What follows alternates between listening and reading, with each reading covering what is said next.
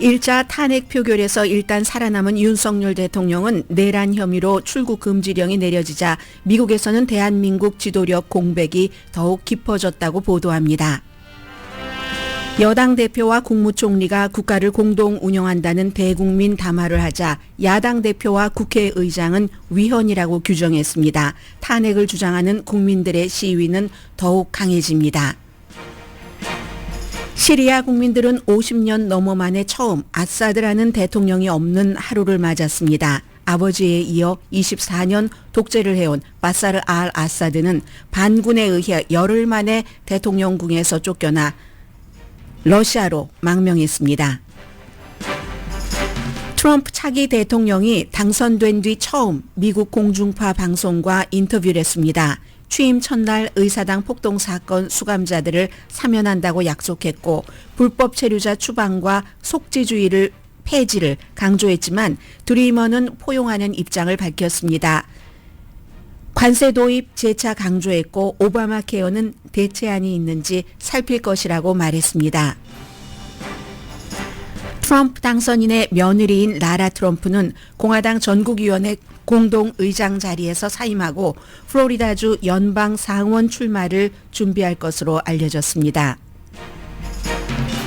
인공지능 자이언트 엔비디아가 중국에서 반독점 금지 조사를 받게 됐습니다. 이유는 미국이 중국에 대한 테크놀로지 규제, 여기에 대한 반발입니다. 갤럽 여론조사 결과에 따르면 미국인의 62%는 건강보험은 연방정부 책임이라고 생각합니다. 공화당은 32%, 무당파는 65%가 건강보험은 정부의 책임이라고 믿습니다. 소셜 시큐리티 베네핏 수혜자들은 내년에 서비스 대기 기간이 길어질 수 있습니다. 지금 공화당 하원에서 소셜 시큐리티국 예산 지원 늘리는 것을 꺼려하는 결의안이 통과됐고 이후에 움직임이 없기 때문입니다. 여러분 안녕하십니까? 오늘의 미국 강예신입니다. 아마 오늘의 미국에서 이렇게 미국 뉴스가 맨 위에 나오지 않는 게 오늘째 내일까지 합치면 일주일이 되는 것 같은데 내일은 아마 미국 뉴스가 맨 위에 올라가지 않을까 생각이 됩니다. 이제 오늘부터는 한국이 한국만의 어떠한 그 방식으로 이 문제를 처리해 나갈 것이고 미국을 포함한 해외에서도 이것을 그냥 지켜보는 수준이지 뭔가를 분석하는 이런 단계는 지났다고 보여집니다. 그러나 오늘까지는 미국 언론도 탑뉴스 가운데서 당연히 저도 이제 잠시 뒤에 여러분들께 광고 들으시고 나서 전해드리겠지만 트럼프 대통령 당선인의 미국 공중파 텔레비전과의 인터뷰는 너무 중요합니다. 그래서 그런데 또 불구하고 한국과 시리아를 앞서거니 뒤서거니 보도를 하거든요. 레이티스트가 시리아이기 때문에 먼저 보도를 하고 그 다음에 지금 한국의 탄핵 정국 이것을 보도를 하는데 저는 여러분들께 한국의 탄핵 정국을 먼저 전해드리고 시리아의 아버지에 이어서 본인이 대통령이 돼서 거의 54년 정도를 시리아 사람들은 아사드라는 라스트 네임의 대통령을 갖고 있었는데 그런 대통령 아래서 독재 아래서 살았는데 이 같은 독재가 물론 그 뒤에 준비 작업 기간은 길었겠지만 정말 2주일도 채 되지 않아서 무너졌습니다. 이 사건과 한국에 지금 소용돌이치는 정국 어떤 매체는 완전히 국정이 마비됐다고까지 표현하거든요. 이것을 미국에서도 맨 앞에 보도를 합니다. 우선 한국의 사태는요. 지도력 공백. 첫 번째는 윤석열 대통령이 이제 출국 금지령이 내려졌습니다.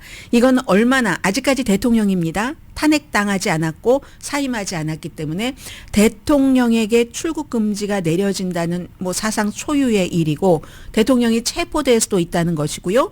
그리고 두 번째는 현직 대통령을 출국 금지할 만큼 심각한 이슈구나. 이제 이 레이티스트들이 지난 금요일에 오늘의 미국이 끝나고 나서 오늘까지 한국에서 정말 따라가기 힘들 정도의 뉴스 사이클이 바뀌면서 이어졌었던 내용입니다. 저는 이제 미국 언론이 어떻게 보도하는가 여기에 포커스를 두고 말씀을 드리겠는데 오늘 뉴욕타임스의 사진을 보면은요. 지금 한국에서 윤석열 대통령 또 김용현 전 국방장관을 출국 금지, 김용현 국방장관 먼저 시켰고, 이게 내란 음모다 해서 조사를 하고 있는데, 조사하는데 공수처, 경찰, 검찰 다 달라붙습니다.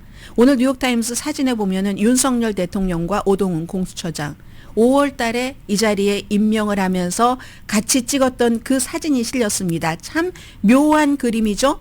지금부터 윤석열 대통령의 내란 혐의를 수사할 책임자입니다. 오동훈. 출국 금지를 요청을 했고 법무부에서도 즉각 받아들였습니다. 이건 이제 윤석열 대통령이 그동안 국정 운영을 해오면서 법무부, 검찰, 여기 이제 요직에 딱 사람들을 채우면서 얼마나 중요하게 생각했던가 하는 건데, 하루아침에 본인이 몇 시간 되지 않지만 계엄령을 발동을 했고, 그 뒤에도 며칠 동안 국민 앞에 등장하지 않았고, 금요일에 오늘의 미국이 끝난 뒤에 한 6시쯤이었습니다. 저녁 로스앤젤레스 시간으로 6시에 사임한다 이런 발표는 하지 않고 모든 것을 당에게 맡기겠다 한 이러한 그 윤석열 대통령을 본인이 강하게 다져놨었던 법무부와 이제 검찰 등등에 의해서 수사를 받게 됐으니까 얼마나 권력이 아주 빠른 시일 안에 빠져나갈 수가 있는가. 이건 물론 국민의 어떤 시위 같은 것에 힘을 받아서 그런 거죠. 남다른 노력을 정말 많이 했는데, 검찰과 이 법무부 이쪽에 사람들을 심느라고, 충성파를 심느라고 그랬는데 이제 그렇다는 거죠. 그리고 이제 경찰을 컨트롤하는 그 부서가 행정안전부 장관이잖아요. 이상민 장관의 사퇴도 받아들였고 본인이 이제 사인을 했습니다. 그러니까 아직도 대한민국의 대통령은 외신 기자들은 누구예요 하고 물어보고 국방부만 어제 저녁에 네, 지금 대한민국의 군 통수권자는 윤석열 대통령입니다. 이렇게 얘기했지만 다른 부처들은 도대체 지금 누구의 말을 들어야지 되지? 그리고 누가 윤석열 대통령이 어떤 부서에 지시를 할 수는 있는 거야? 이런 상태라고 해외 언론들이 보도를 합니다. 한국이 워낙에 민주주의가 빠른 시일 안에 성장을 했고 경제적으로나 문화적으로 다른 나라의 서구에도 많은 영향을 미치고 또 어떤 인기가 있었기 때문에 이렇게 한국을 쳐다보고 있는 거죠.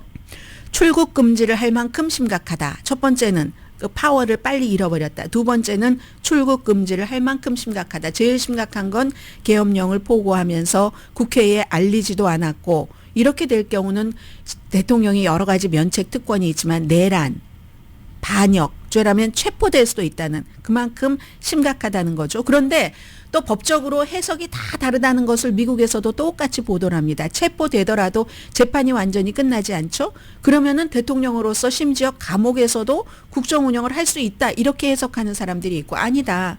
그러니까 사임하거나 탄핵되지 않으면 여전히 대통령이다. 이렇게 해석하는 사람들도 있고, 그렇지 않다는 사람들도 있고, 총리가 해야지 된다는 뭐 이런 사람들도 있고, 굉장히 지금 복잡한 거죠. 어느 목소리가 더 크냐에 따라서 어떤 또 해석의 차이에 따라서 다르다는 거고요. 어쨌든 한국의 정치 기능의 마비는 깊어지고 있다. 이게 이제 대체적으로 미국을 포함한 해외 언론의 보도입니다. 윤석열 대통령이 거의 눈에 띄지 않는 채 이제 토요일에 탄핵 그 투표에서 국민의힘 의원들이 그냥 퇴장해버렸기 때문에 개표를 할 수도 없었잖아요. 정족수를 채우지 못했기 때문에. 다만 이제 안철수 의원 이제 탄핵에 찬성했고, 뭐 김혜지 의원 찬성했고, 또 다른 의원은 반대를 했고 해서 그 탄핵에 대한 그 여당 국민의힘 의원들의 투표에 대해서는 미국을 포함한 많은 매체에서는 보수가, 세계 다른 나라도 지금 보수의 추세가 국가보다는 당을 위에다가 두는데 한국도 그 리스트에 올라갔다. 보수가 국가보다는 당을 위에 뒀기 때문에 이제 뭐 이재명 그 더불어민주당의 대표가 대통령이 되는 게 싫어서 결국은 탄핵 반대라는 당론을 정하고 이러한 일이 있었는데도 대통령 탄핵에 찬성표를 던지지 않았다. 이게 이제 대체적인 평가입니다. 물론 뭐 여러 가지 이유가 있다 할지라도. 그리고 이제 한동훈 대표와 한덕수 그 국무총리가 두 사람이 이제 공동으로 공동 담화를 하면서 우리가 서로 협조를 해서 민생도 챙기고 외국에도 안심시키겠다 이런 얘기를 했지만, 뭐 야당에서는 엄청나게 반발했죠. 아니 여당 대표가 지금 대통령이 있는데 사임하지도 않았고 탄핵되지도 않았는데 이 대통령을 배제할 권한도 없고 본인이 파워를 잡을 권한이 없다. 그 한동훈 여당 대표가 이렇게 주장을 했습니다. 이것도 얼굴만 바뀐 또 다른 제2차 내란이다. 이재명 대표의 얘기였고, 그리고 이제 우원식 그 국회의장은 이건 헌법에 있지도 않는 거다. 헌법 위기다. 이렇게 또 얘기를 했습니다. 그 사이에 뭐 한국 어제 처음이었잖아요. 지금은 밤이지만 보니까 그 코스피 벤치마크 같은 경우도 뭐 2.8% 정도 떨어졌고, 다시 달러 대 원화도 뭐 1,440원 이 정도까지 갔거든요. 그리고 나서 또 국회에 들어가라는 명령을 받은 그 뭐 김현태 대령은 우리도 뭐 김용현 그 국방장관에게 속았다, 피해자다, 뭐 이 병사들은 죄가 없다, 특수부대 요원들이잖아요. 나의 지시에 따랐으니까 모든 책임은 내가 지겠다, 뭐 이런 얘기들을 하면서 그 사이에 윤석열 대통령에 대한 지지도는 리얼미터 여론조사 결과 17%까지 내려갔고, 최근에 8%포인트 내려간 겁니다. 국민의힘도 많이 내려갔습니다. 6%가 하락을 해서 26.2%. 국민의힘 지지가 내려간 것은 탄핵을 막았다. 여기에 대한 이제 국민의 심판이겠죠.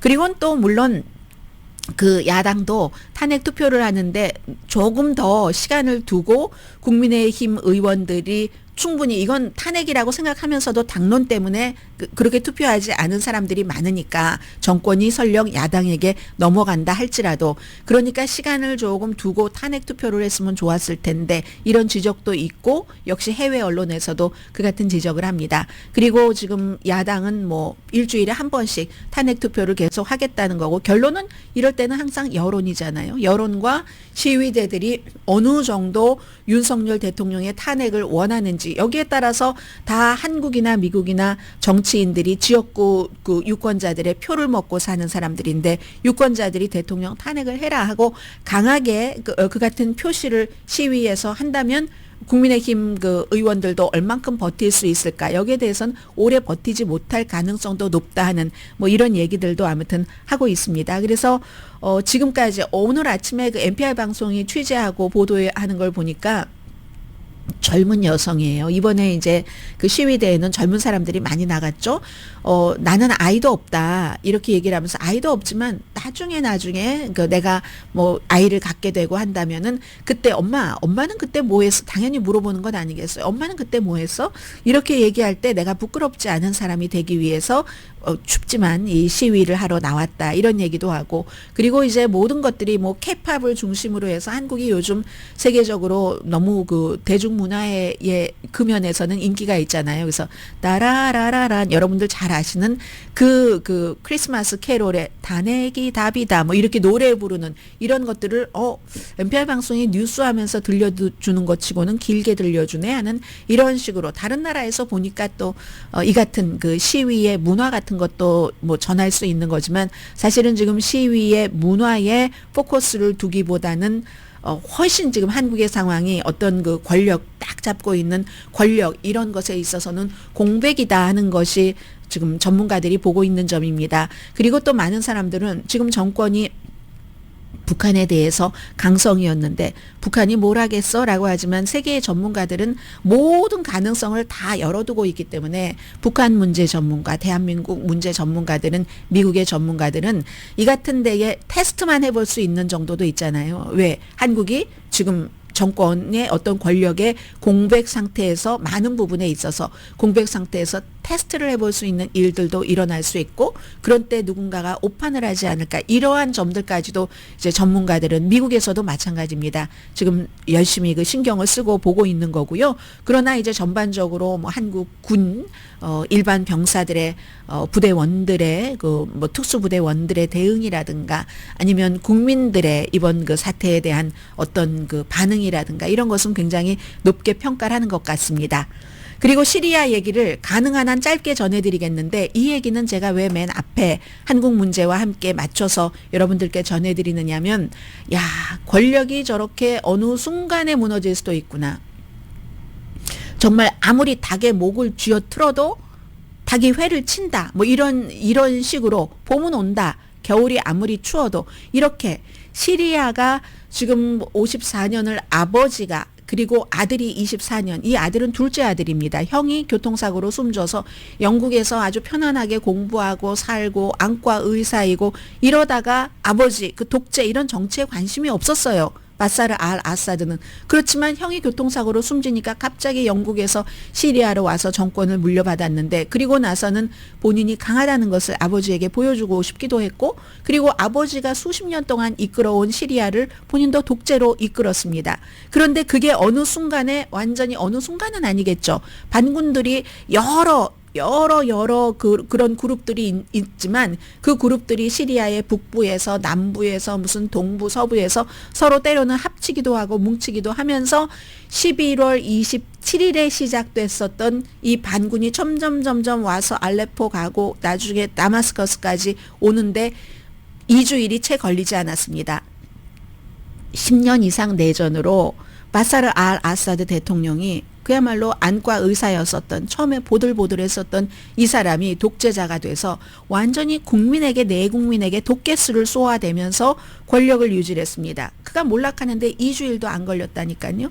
그래서 아버지 하웨즈 알 아사드에 이어서 50년 넘어의 독재를 끝내는데, 반군 중에서도 특히 하얏트 타르힐 알삼이라는 그룹, HTS 그룹이라는 곳에 또 이 아부 무하메드 알 졸란이라는 42살의 이 그룹의 수장이랍니다. 미국과 서방 세계에서는 그룹도, 이 사람도 테러 그룹, 테러리스트로 하고 있습니다. 그런데 이 아부 무하마드 알 졸라니는 최근에, 원래 그 알카이다 이 지부에서 일하고 그랬었는데 조금 최근에는 온건파로 그 돌아서고 아주 강한 그런 그 사람들과 지하드와 손을 떼고, 그게 2017년이었답니다. 이래서 이제 부분적으로 본인들이 말하자면 어떤 팔레스타인에서 뭐 하마스가 나름대로의 무슨 뭐를 가지고 가듯이 시리아에서도 조금 덜 잔혹하게 이렇게 뭔가 자치정부 비슷한 것을 이끌었었는데, 이 아사드가 나중에는 결국은 블라디미르 푸틴의 품으로 갔지만 그 전에 싸워보려고요. 지금 우크라이나처럼 여러 나라에 손을 내밀면서 심지어는 구걸을 했다라는 표현까지 나오는데, 영국에서는 절망에 빠져서 아랍 국가들의 지원을 요청을 했습니다. 유나이티드 아랍 에미레이트 대통령에게 개인적으로 이제 도움을 요청을 했는데, 유나이티드 아랍 에미레이트 대통령이 이 반군의 지도자를 너무 싫어한대요. 이집트나 요르단에 구걸하다시피 난 싸우고 싶다. 그런데 마지막까지는 러시아 그리고 이란이 시리아 편이었는데, 헤즈볼라와 함께 그랬는데 무기를 정말 조금씩 주는 거예요. 토큰만큼만 주는 거기 때문에 도저히 반군과 싸울 수 없는 정도. 왜냐하면 다른 나라들도 명분이 없는 싸움을 어느 정도까지는 다 본인들 이득으로 지금 도와주고 있는데, 러시아도 마찬가지로 막판에는 동맹국이 버린 겁니다. 버려서 블라디미르 푸틴도 이 사람의 망명을 받아들이기는 했지만, 그러나 그렇게 받아들인 블라디미르 푸틴조차도 바사르 알 아사드를 언제 만날지, 이건 이제 그동안의 여러 가지 문제, 그리고 또 지금 그쪽에 이제 해군 기지를 갖고 있어야지 되는 이런 것 때문에 망명을 받아들였지만 전폭적으로 지지하지 않는다는 겁니다. 아무튼 그래서 인간 도살장이라고 불렸다고 하는 다마스커스의 감옥, 정치적인 적, 뭐 이런 사람들, 본인의 반대한 사람들을 감옥에 가두고 지하에 한 1,500명 있었다고 하는데 다 문 열어서 사람들 나오고, 여기서 어떤 사람이 인터뷰하는 거 들으니까 가족이 같이 가잖아요. 사촌이, 젊은 남자들이 가면 서로에게 고문을 하라고. 서로에게 고문을 해서 살아남았답니다. 아니면 죽었을지도 모르는데, 그런 정도니까 인간 도살장이라고 불렸겠죠.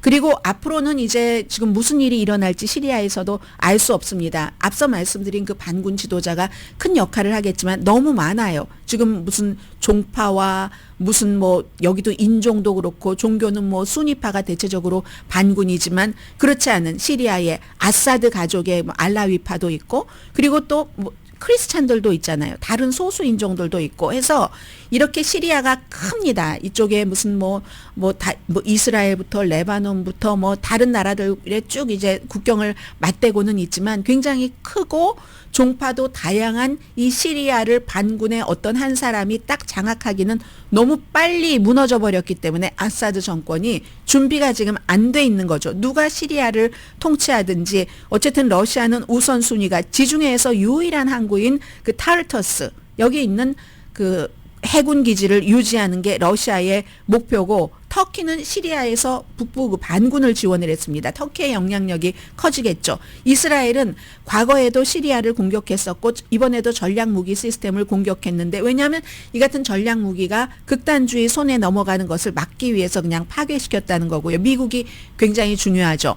바이든 대통령은 며칠 전부터 이 터키 정부를 통해서 반군 그룹에 메시지를 전달했다는 겁니다. 안 거죠. 뭐 11월 27일에 시작됐으니까. 왜냐하면 미국은 오늘도 바이든 대통령이 얘기를 하는데 미국의 최고의 목표는 미국 사람 보호입니다. 근데 미국의 저널리스트가 2012년부터 시리아에서 사라졌는데 살아있다는 겁니다. 어스틴 타이스라는 사람이. 그래서 이 사람을 이제 미국으로 구해 오기 위해서 미국 정부는 터키를 통해서 반군들과 접촉을 했고 900명의 미군이 아직도 시리아에 있습니다. 이건 이제 아이시스에 대한 뭐 테러 작전인 거죠. 여기에 비해서 이제 트럼프 앞으로는 트럼프의 시대이기 때문에 트럼프 대통령은 이렇게 얘기를 했습니다. 우리 싸움 아니다. 개입 안 하는 거죠. 우리 싸움 아니다. 뭐 그러니까 결국은 시리아에서 어떠한 좀 그 아사드 정권이 무너지고 나서 통합 정부를 이끌어갈 때 만들 때 미국이 도움을 줄 리는 없다 하는 것을 트럼프 그 대통령 당선자가 보여줬고요. 제일 중요한 건 항상 국민입니다. 많은 시리안들은 전에도 한 10년 전에도 아사드를 포스터를 사람들이 막 찍고 이게 상징이잖아요. 그 아버지의 동상을 끌어내리고 목을 자르고 이런 것이 상징인데 지난번에도 그랬지만 또다시 이런 일이 일어나리라고 상상을 하지 못하다가 갑자기 이렇게 됐죠. 미래에 대한 불안감이 큽니다. 그러나 이슬람에 대한 또 다른 독재가 시작되나 이런 거 있을 수 있잖아요. 지금 알라이파에서. 그런데도 불구하고 일단 수만 번 쉬자. 우리 이제 수만 번 쉬자 하는 이러한 안도가 지금으로서는 훨씬 크고 그동안 10년 동안 국민을 향해서 독개수를 쏜 그런 정권이 무너졌다는 사실에만 이 안심을 하고 있고요. 그리고 이제 이 궁전에 들어가 봤더니 지금 처음에는 궁전에서 막 약탈 있고 하다가 지금 다 진압이 됐답니다. 들어가 봤더니 국민들은 4년 동안 막 다마스커스 그 주변에 어떤 데도 막 풀만 먹고 살았는데 생존이죠, 그건. 그런데 그 궁전에 들어가 보니까 막 스포츠 카들이 너무 많다는 거예요. 페라리를 포함해서 뭐 에스톤 마틴스 이런 차들이 너무 그 차이나 그릇들도 엄청 많았고 아무튼 그렇다는 겁니다. 이제 13년 정도의 지독한 내전 또 가난에 지친 시리아 사람들 오늘 이제 뭐 빵가게 이 정도는 문을 열었다고 하는데 곧 이제 학교도 오픈을 하겠죠. 그러나 안팎으로 너무나 분열이 많아서 합의점을 찾기는 어렵겠지만 지금 미국이나 뭐 한국이나 모든 나라가 다 분열되고 아주 극단적이고 하는데 이 상황에서 일단 하나의 독재 정권 아버지와 아들 50몇 년의 이 독재 정권은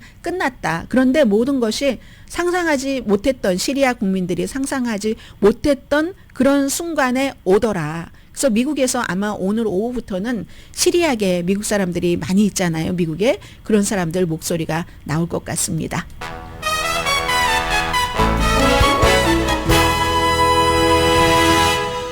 오늘의 미국은 전문가가 추천하는 이민법, 가정법 전문 재인정 종합법률사무소, 총 20억 달러 승소, 교통사고와 상해 전문 브라이언 타필라와 CG 변호사 그룹, 집이용자 홈에퀴리 라인업 크레딧, 급한 하드머니도 정말 쉽게 잘하는 융자나라, 한국식약처, 기능성 인증 유한 건강식품과 피부과학 셀리온 화장품을 50%까지 연말 세일 중인 셀리온, 세계 최초 AD와 인공지능 마사지 체어 디오스를 사이프러스 카후나 본사에서 체험하세요. 카후나 마사지 체어 공동 후원입니다. 이제 미국으로 돌아와서 미국이 어떻게 되는가를 이제 여러분들께 보여드릴 텐데 어제 트럼프 대통령 당선인이 미터 프레스에 인터뷰하는 것 보니까 많이 뭐라고 하나요? 뭐 좀 여유가 있어졌다고 할까요? 왜 대통령이 당선되고 나서 지금까지 국민들의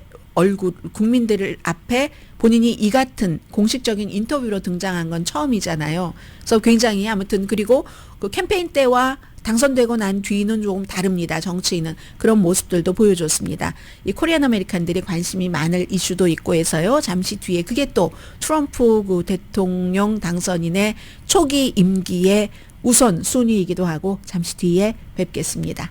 라디오 서울 방송 오늘의 미국 듣고 계십니다. 지금 텔레비전 화면에 보면은 털시 게벌드라는 국가정보국장 지명자가 지금 연방 상원에 가서 공화당 상원 의원들을 만나고 있거든요. 인준을 받아야지 되니까. 그런데 이제 이 털시 게벌드 지명자가 그동안 쭉 그 시리아의 바사르 알 아사드는 미국의 적이 아니다. 이렇게 얘기를 해왔는데 하필 이 아사드 정권이 7일에 무너졌기 때문에 이제 이 문제에 관해서 많이 그 질문을 받을 것 같습니다. 물론 상원 인준 공식적인 그 청문회가 시작돼도 물론 그 질문을 받기는 받겠지만요.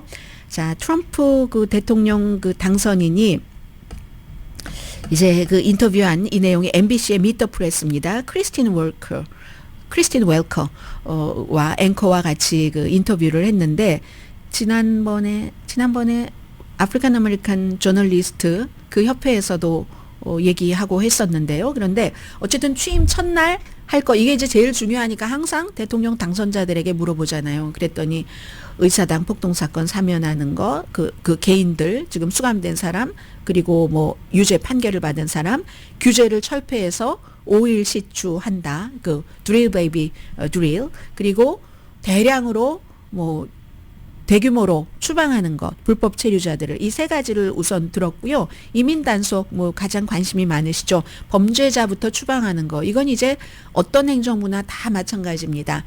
말씀드린 것처럼 오바마 행정부 때 트럼프 행정부 때보다 추방을 더 많이 했습니다.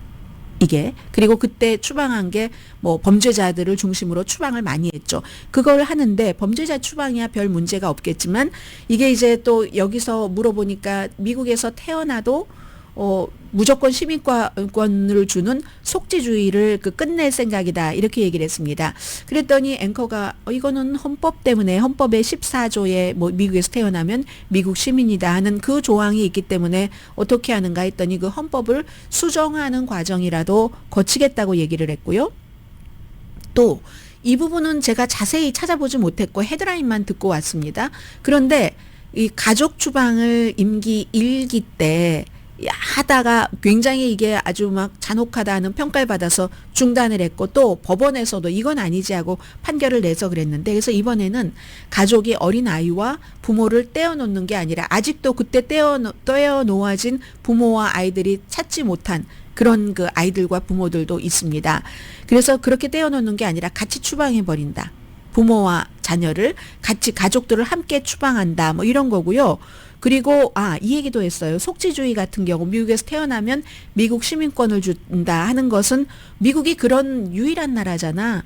당신이 아는 것처럼. 근데 이제 앵커가 특별하게 막 지독하게 반박을 한다던가 이런 거 안 했어요. 미국에서 이 땅에서 태어나면 이 땅의 시민이다 하는 그런 것은 미국만 채택하는 건 아니고요. 드리머에 대해서는 굉장히 좀 온정적인 입장에서 트럼프 그 당선인이 얘기를 했습니다. 이건 트럼프 대통령 당선인이 대통령이었었을 때도 이랬었던 입장이 있고 그러나 공화당에서 강하게 나오자 나중에 이 드리머에 대한 입장을 바꿨던 적도 있고 하거든요. 그래서 지금 입장이 그렇다는 겁니다.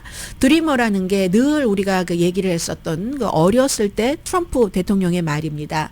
어렸을 때 부모 따라와서 지금 다 그 사람이 중년이 된 사람들도 많은데 그 사람들 그 나라 부모 나라의 말도 모르는데 그래서 이건 뭔가를 해야지 되겠는데 민주당과 협조하겠다고 했습니다.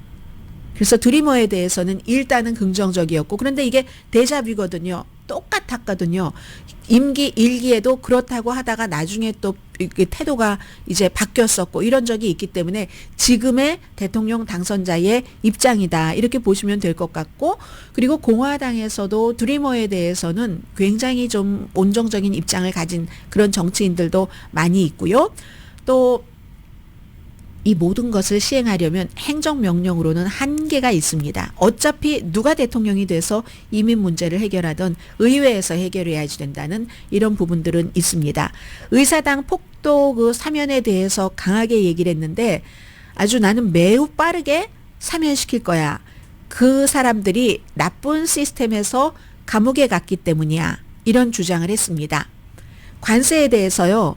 이 앵커가 참 현명하게 질문을 하더군요. 크리스틴 웰커 앵커가 미국 가정에 지금 그 대통령 당선인께서 관세 부과에 대해서 많이 얘기를 하고 있는데 미국 가정에는 부담이 없다고 보장할 수 있나요? 이 질문을 바꿔 말하면 이 얘기잖아요. 트럼프 대통령 당선인은 계속 관세를 다른 나라에서 내는 거라고 했는데 다른 나라에서 내는 게 아니라 결국은 미국 수입업자가 내고 미국 수입업자가 내면 어느 정도까지는 마진을 조금 이윤을 줄이겠지만 언제까지 그러면서 이득을 내는 장사를 할 수 없으니까 결국은 소비자가 부담을 하는 게 아니냐. 물건값을 올려서 이 말을 하고 싶은데 그 말을 이렇게 한 거예요. 미국 가정에 부담이 없다고 보장할 수 있으세요? 이렇게 얘기하니까 어느 것도 보장하지 못합니다. 내일을 보장하지 못합니다. 그러나 코비드 이전을 보면은 미국 경제가 굉장히 좋았다는 것을 아실 겁니다. 이 트럼프 그 대통령 당선인의 말하는 스타일인 거예요. 그러나 이걸 보면 관세가 결국은 미국 소비자에게 부담이 된다 하는 것을 어느 정도는 인정을 했는데 노골적으로 인정을 한 게 아니라 그거 알면서 하는 거다. 이제 이 정도만 우리가 알 수 있는 거죠. 또 중요한 것은 사회보장이나 메디케어에 대해서 연령 그 혜택을 받을 때 연령을 높이지 않을 것이라고 얘기를 했습니다. 이것도 이제 지금입니다. 이제 의회가 전부 공화당이기 때문에 상원도 하원도 아주 뭐 숫자가 작지만 양쪽이 다 공화당이기 때문에 아마 트럼프 대통령 당선인은 임기 초기에 다른 대통령 당선인들도 마찬가지지만 특히 상원 하원도 다 공화당이 다수당이니까 초기에 엄청나게 힘을 받을 겁니다. 그렇기 때문에 또 그 초기에 많은 중요한 일들을 이뤄내려고 그 서두르기도 하겠죠. 어느 정도는 막 앞에 그 하고 싶은 것을 밀어넣거나 할 겁니다. 낙태약에 대해서는 지금의 조건을 그대로 두는 뭐 그런 정도의 얘기를 했고요. 그리고 오바마 케어에 대해서는 오바마 케어를 변경할 수 있다는 가능성은 열어뒀습니다. 어떤 때는 트럼프 대통령이나 공화당이 오바마 케어 없애버리겠다고 하고 오랜 동안 노력을 했지만 결국은 이게 없애지 못하고 왔잖아요. 우리가 더 나은 안을 찾는다면 오바마 케어 대체할 수 있다. 이 정도의 가능성을 열어뒀지만 쉽지는 않겠죠. 왜냐하면 이제 뭐 여론이 결국은 여론인데 여론이 지금 현재 오바마 케어를 좋아하니까 이 부분은 이제 잠시 뒤에 광고 들으시고 나서 다시 한번 전해드리겠습니다. 건강보험 이슈로요. 연방 최저임금이 참 작다. 여기에 대해서는 트럼프 당선인이 동의를 했습니다. 그리고 이제 한국을 포함해서 다른 나라에서 정말 중요하게 생각하는 건 이거죠. 나토에서 다른 동맹국들이 내가 주장하고 원하는 만큼 어떠한 그 기금을 늘리지 않으면 미국은 나토에서 탈퇴할 수 있다 하는 것 어제 분명히 얘기를 했습니다. 그 밖에는 이제 중요한 지금 인선인데요. 국방장관 그 피트 헥세스에 대해서는 금요일에 이미 본인이 그를 지지한다는 것을 표시를 했죠. 아주 똑똑한 사람이고 나는 박스 텔레비전을 통해서 박스 뉴스를 통해서 알았지만 오래 알고 있었고 왜냐하면 세 번째 결혼할 때도 본인의 골프장에서 결혼을 하고 피트 헤그세스가 어떤 책을 쓰면은 또 막 책에 막 사인 받고 사인하고 같이 들고 사진 찍고 했습니다. 그리고 피트 헤그세스도 방송을 할 때 그 박스 앤 프렌즈의 주말 프로그램에서 어떠한 이슈가 나와도 트럼프 대통령 당선인을 엄청 그 비호를 했었고요. 그런데 피트 헤그세스가 똑똑한 사람인 것뿐만이 아니라 그 사람은 정말 군인이다. 기본적으로 군인이다. 나하고 헥세스가 그 얘기를 할 때마다 그가 말하고 싶어 하는 것은 늘 군대에 관한 것뿐이었다. 정말 그 사람은 군인이야. 이렇게 얘기를 했습니다. 그리고 이제 캐시 파텔 연방 수사국장 지명자에 대해서는 이제 많은 사람들이 이 사람이 너무나 이 트럼프에게만 충성을 하는 사람이기 때문에 공화당 내부에서도 함께 일할래 하면 전부 노노노노 내가 일 안 하고 말지 나 죽은 다음에야 내 아래 오는 게 가능할까 이렇게 얘기를 했었던 사람인데 캐시 파텔에 대해서는 그는 연방 상원의 인준을 받을 것이다 이렇게 얘기를 했습니다. 그리고 로버트 케네디 주니어도 지지했는데 케네디 주니어가 그가 이제 백신에 대해서 반대했었던 여러 가지 발언 이런 것도 불소에 대해서도 마찬가지고요. 물에 소독으로 넣는 이게 결국은 그러한 것들이 이 백신과 자폐증 연관성이 없다는 결론이 나온다 할지라도, 증거가 없다 할지라도, 지금 이제 과학적인 것이 증거가 없다잖아요. 그래도 로버트 케네디 주니어가 다시 들여다볼 것이다. 이것도 다 상원 인준을 통과해서 이제 보건복지부 장관이 됐을 때 얘기죠. 그리고 이 로버트 프란시스 케네디 주니어는 어떤 시스템도 흔들지 않을 것이야. 그가 뭐 바퀴 같은 것을 이제 국가가 운영되는데 돌아갈 바퀴죠. 새로 발명하려고 하는 사람이 아니야. 이렇게 얘기를 하면서 근데 수치 같은 것을 보면은 정말 미국이 건강한 나라는 아닌 것 같다. 이건 이제 뭐 슈퍼 가공식품 같은 것에 엄청 반대하잖아요. 예, 로버트 케네디 주니어가 그런 것을 얘기한 것 같습니다. 그리고 이제 정치적인 보복이 굉장히 중요한데 여기에 대해서는 뭐 보복을 하실 겁니까? 뭐 이런 비슷하게 물어보니까 나는 안 한다. 그런데 법무장관 지명자나 연방수사국장 지명자 이런 사람들이 뭐 본인들이 판단을 해서 어떤 사람이 부정부패다라고 판단을 했다면 내가 지시할 필요는 없지만 난 지시하지 않을 것이다. 나는 지시하지 않을 거야. 그런데 그런 사람들이 생각을 하면 그런 사람들은 또 그런 것을 수사하고 조사해야지 되는 게 그 사람들의 책임이야. 이렇게 얘기를 했습니다. 네, 아무튼 뭐 바이든 대통령에 대해서 어떠한 움직임이 있는가 여기에 대해서는 아무것도 안 할 것이다. 나는 그냥 단지 이 나라를 성공하는 나라, 성공시키고 싶어 이런 얘기를 했습니다. 자, 여기까지고요. 그리고 트럼프 대통령 당선인의 둘째 며느리죠. 라라 트럼프가 트럼프 대통령 당선인이 직접 이 공화당의 전국위원회의 공동의장으로 지명을 해서 선거를 치렀고 선거를 성공적으로 이끌었고 이제 어제 얘기를 했습니다. 나는 이제 공동의장 자리에서 물러난다. 보통 공동의장 자리에 있었던 사람은 성공을 하면은 성공한 뒤에 열매가 엄청 달고 아주 그냥 뭐 상쾌하기 때문에 계속 그 자리에 있으려고 하죠. 그런데 내려오겠다고 얘기를 했습니다. 지금 국무장관 지명자가 마르코 루비오라는 플로리다가 지역구인 연방 상원 의원이 됐고 그리고 그 사람은 무난히 인준을 받을 것으로 예상되기 때문에 그 자리가 비잖아요. 그러면 그때 주지사가 일단 임명을 하죠. 그리고 나중에 선거가 치러지는데 그걸 기대를 하면서 연방 상원 의원이 되려고 본인이 얘기를 했습니다. 100% 진지하게 고려한다. 그리고 그 대통령 당선인에게 시아버지에게 감사한다고 했어요. 본인을 믿어주고 공화당의 전국위원회의 공동의장으로 만들어줘서. 자, 잠시 뒤에 뭐 대통령을 뽑고 할 때 여러 가지 이슈가 있습니다만 항상 우리가 경제에 관한 것 그리고 우리 삶에 관한 거잖아요. 건강보험에 관한 것, 소셜 세큐리티에 관한 것 전해드립니다. 라디오 서울방송 오늘의 미국 듣고 계십니다. 지금 이제 뭐 정권이 바뀌고 하면 뭐 정치적인 부분부터 사회 또 복지까지 많은 것이 바뀝니다.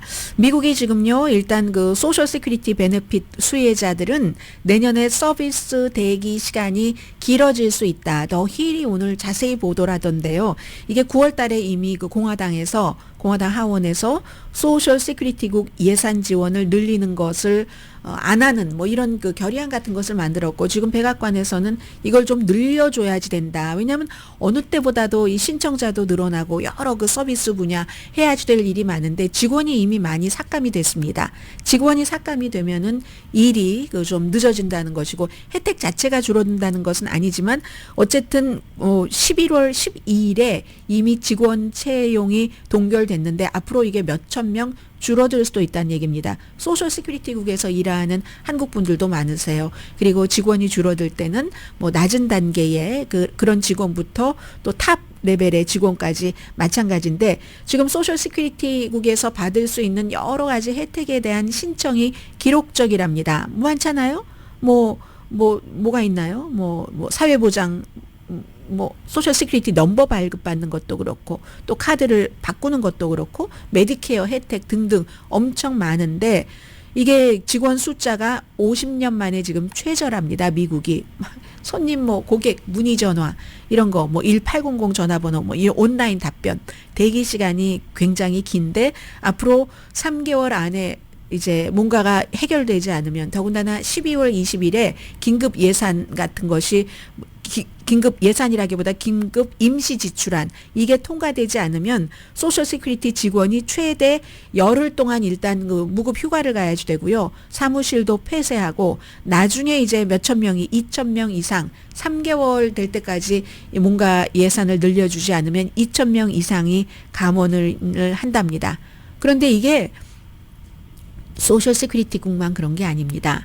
국세청 IRS도 그렇고요. IRS는 바이든 행정부 때는 뭔가 직원을 늘리려고 많이 뭐 한때 예산을 거기에 증액을 시켜보기도 하고 이게 정부 따라 다른 거예요. 근데 트럼프 행정부에서는 그렇지 않아도 일론 머스크와 비벡 라마스와미가 국가 정부 효율성 부서를 이끌어서 예산을 뭐 거의 3분의 1을 지금 삭감을 하겠다라고 얘기를 하는데 그때 타겟이 IRS입니다. 그래서 이제 그 IRS도 그렇고 연방 항공국도 지금 예산이 동결될 그럴 가능성이 높기 때문에 뭔가 좀 불편한 일이 올 수도 있다. 그럼 지금까지 경우에요.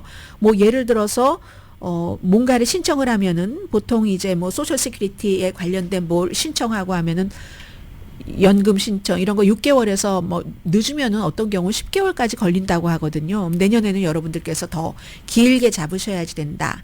이런 건 말씀드리고요. 그리고 건강보험 지금 한국에서도 이번에 뭐 계엄령, 포고령 이런 데도 뭐 의사들이 복귀하지 않으면 처단한다 뭐 이런 얘기도 있고 있었잖아요. 미국에서 갤럽의 여론조사 결과에 따르면 미국 사람들의 62%가 건강보험은 헬스케어는 연방정부의 책임이라고 생각을 한답니다. 그런데 공화당 32% 적은 것 같죠? 많이 늘어난 거예요. 무당파는 65% 건강보험이 정부의 책임이라고 믿습니다. 지금 오바마 케어가 2012년, 13년 이때부터 이제 시행이 됐는데 그때는요. 이제 그 이전에는 뭐 60% 넘었어요. 이 헬스케어가 정부 책임이다. 그런데 그 사이에 오바마라는 사람이 들어와서 이걸 시행을 했어요. 나는 단임 대통령이 돼도 좋아. 미국이라는 이렇게 부자 나라가 국민들이 돈이 없어서 죽어야지 된다는 게 말이 돼 하면서 오바마 케어를 어떻게 했어요. 존 로버츠라는 보수적인 대법원장이 이 진보편에 들어서 그걸 법원에서까지 보장을 해서 했어요. 그 다음에는 공화당이 갑자기 이걸 싫어하기 시작합니다. 연방정부가 건강보험을 책임져야지 된다는 게. 그래서 굉장히 22%까지 낮아졌는데 지금 이게 2020년보다 10%포인트가 증가해서 이제는 공화당도 32%가 건강보험은 정부가 책임을 져야지 되는 거야. 이렇게 지금 생각을 한다는 거고요. 그리고 지금 건강보험에 대해서 오바마 케어에 대해서 어제도 그 트럼프 대통령 당선자가 얘기를 했는데 2017년부터 계속 이걸 폐지하려고 하다가 실패를 했는데 사람들이 점점 지금 갤럽의 여론조사 결과도 오바마 케어를 좋아한다는 얘기예요. 값은 조금 싸지고 그리고 혜택 범위는 늘어나고 해서 이게 이제 이건 또 차기 정부가 가려는 목표가 있지만 그 목표가 강해도 여론이 그 목표에 반대하는 여론이 더 강하면 정부는 할 수가 없습니다. 그래서 이제 이 부분은 이렇게 될 것 같고요. 갤럽의 여론조사는 11월 6일부터 20일까지 전국의 성인 1,001명을 대상으로 했고 그리고 오차 범위는 4%포인트입니다. 잠시 뒤에 엔비디아를 좀 말씀을 드리겠는데 이건 엔비디아 주식에 투자하시는 분들도 많아서도 그렇고 이게 또 국제관계를 보여주니까요. 잠시 뒤에 뵙겠습니다. 라디오 서울방송 오늘의 미국 듣고 계십니다. 인공지능 칩 자이언트 엔비디아가 중국에서 이제 반독점 금지 조사를 받게 되는데 미국의 그 위협 때문에 그렇다는 거죠. 미국의 이제 첨단 뭐 인공지능 칩 그리고 첨단 기술을 중국에 이전하고 판매하고 하는 것을 제안을 했잖아요. 바이든 행정부에서. 여기에 대한 보복입니다. 그럼 바이든 행정부만 그러냐? 이건 트럼프 행정부 들어서도 마찬가지가 될 것 같죠? 그렇기 때문에 미국과 중국이 서로 이러한 일들이 계속 있겠구나. 그래서 사실은 미국과 중국이 사이가 나빠질 때 애플이 곤란했었고 뭐 테슬라가 곤란했었고 그러니까 테슬라는 따로 시진핑을 2번이나 만났을 정도의 뭐 라인도 만들어 놓고 뭐 어떤 전기 자동차 만드는 기술도 또 중국에 뭐 자의반 타의반 주기도 했고 이런 복잡한 문제들이 국가와 국가 간의 이런 정책적인 그런 문제들이 한 회사에도 큰 영향력을 미치고 테크놀로지 회사 이건 전반에 걸쳐서도 있을 수 있는 일인데 결국은 중국도 이거 알 수 있는 거죠. 미국이 그렇게 하면은 우리도 가만히 있지 않겠다는 것, 뭐 공급망 전쟁 같은 것을 할 수 있다는 신호로 이제 보여주는 거죠. 이게 꼭 이 테크놀로지, 이 기술에 관한 그런 것만 그렇겠습니까? 그래 마찬가지고 미국이 지난주에 바이든 대통령이 수십 종류의 반도체 제조 장비 중국 기업에 판매되는 것을 막기 위한 조치를 취했습니다.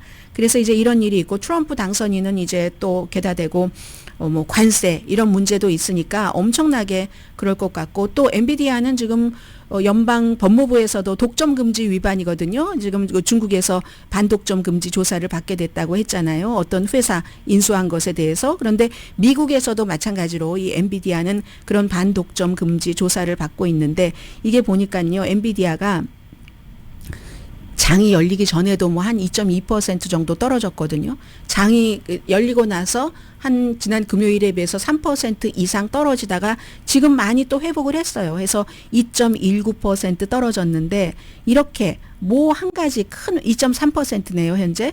큰 한 가지 큰 회사들은 뭐라고 본인들이 제어할 수 없는 일이 너무 많은 겁니다. 10시에 브라보 마이 라이프 방송되고요. 야, 시리아 보니까 정말 갑자기 오는 게 있다니까요. 강혜신이었습니다.